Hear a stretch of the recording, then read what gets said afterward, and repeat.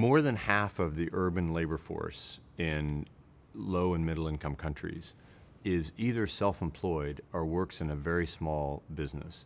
And so because these firms, these enterprises, dominate the landscape in urban areas, we want to understand what can we do to make them grow? What can we do to increase incomes of the owners of the small businesses? We were interested in understanding the marginal returns to capital. If these firms invested, these enterprises invested a little more money, how much would their income go up?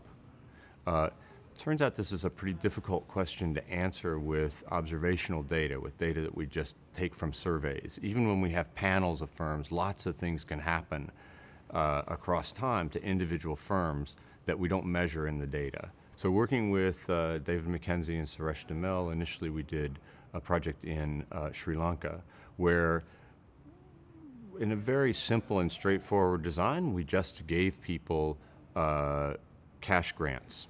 We actually gave people either cash grants or we asked them what they would like to buy to invest in their business, and we bought that for them, equipment, inventories, other things like that.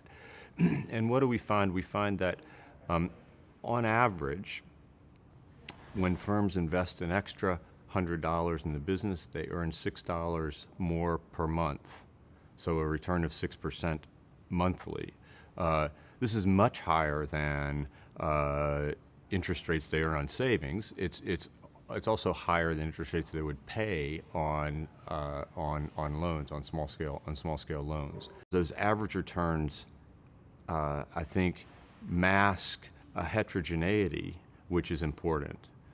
In the Sri Lankan context, what we found was that the returns are actually much higher than 6% in enterprises owned by males, and essentially zero in enterprises owned by females. So in work with Simon Quinn and Marcel Pfaffchamps in Ghana, we repeated this experiment, really kind of thinking about the gender aspect.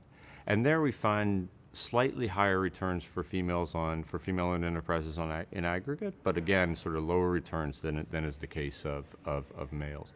And I should say there's some recent work by Erica Field, Rohini Pandey, and co-authors that suggests that actually the money that flows to women has similar returns for the household as a whole, though not in the enterprises that are owned by women, that the money sometimes gets transferred to male enterprise owners in the household to invest. And that's actually something that we also heard from microfinance organizations in Sri Lanka, who told us they know that sometimes the money gets used by others in the household, but women are more reliable. So they still prefer to make loans to women, even if they're not the ultimate investors in the business. So there's, I think, an interesting dynamic on the gender side.